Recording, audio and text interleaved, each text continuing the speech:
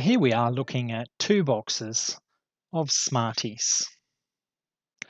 And here we have three boxes of Smarties. And I think you can see that if we have two boxes of Smarties and add them to three boxes of Smarties, we have five boxes of Smarties. So what we're saying is when we have two of something, just for now, let's call that 2x. If I have 2x and I add it to 3x's, I think I have 5x's. 2x plus 3x is 5x. So what is this thing called x? It causes a lot of angst to a lot of people. X, what is it? Well, a simple explanation is to say it's a way to represent something that we don't know how much there is of it. We can do maths with it, even though we don't know its actual value.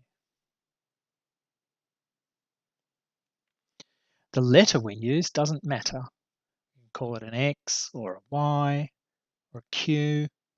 Really doesn't matter.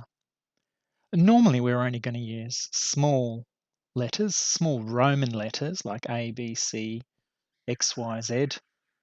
And usually we only use one letter to represent the quantity that we don't know. All right, here's one to add into your algebra dictionary. You should have a sheet now called your algebra dictionary. We're going to have a lot of words to learn.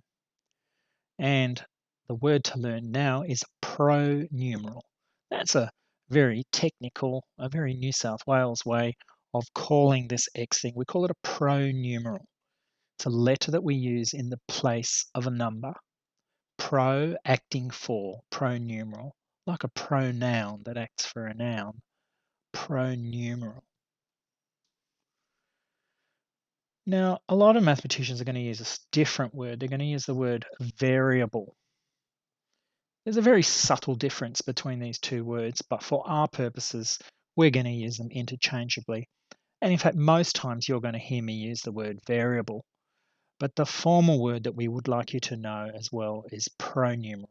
Pronumeral and variable. So a pronumeral is like a container. That's a very helpful word to know, container.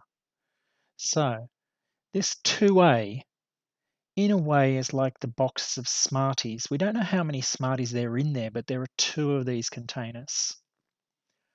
Here are three boxes of Smarties, 3a's and 5a's. Now, it really doesn't matter how many things are inside the container, as long as we're consistent. So we are going to have an artificial rule here, which is to say that all the Smarties boxes must have the same number of Smarties in them. We know that's not exactly true, but for the type of maths we're doing, we're going to say if I've got something held in my A, it's going to be the same quantity in all the A's. So in this example here, I'm going to say A has a value of 10. I can't see it, but inside I know it's 10. So 2 lots of 10, 3 lots of 10, and 5 lots of 10. Perhaps it's a jumbo box of Smarties. It might have 50 Smarties in each box. 2 lots of 50, 3 lots of 50, 5 lots of 50. And you're going to notice that these rules, that 2 lots of something plus 3 lots of something, it does still equal 5 lots of something. It doesn't matter whether it's lots of 10 or lots of 50. Wow, that's a very powerful thing that we're doing. We've just actually done our first algebraic statement. We've stated that 2a plus 3a is equal to 5a. That's actually saying a lot. It is an abstraction. We're saying it doesn't matter what the number is, this is still going to be true. It's going to be true if a is 10, if a is 50, if a is negative, a million, or a half. It's always going to be true.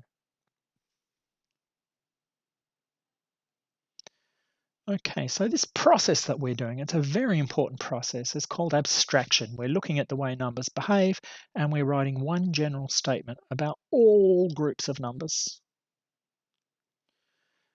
We've actually been on a journey. You probably don't realize it. In primary school, you were working with numbers.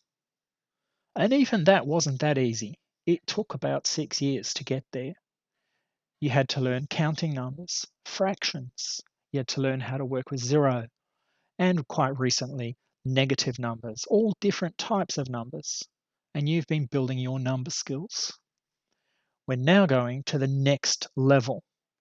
We are now abstracting the properties of individual numbers to the properties of all the numbers. And we're using algebra as the language to talk about that. And we're going to be working on algebra concepts all the way from year 7 till 10. You might be wondering what comes after algebra. Yes, there is more. We're going to go to the next level of abstraction after algebra, but we'll save that story for later.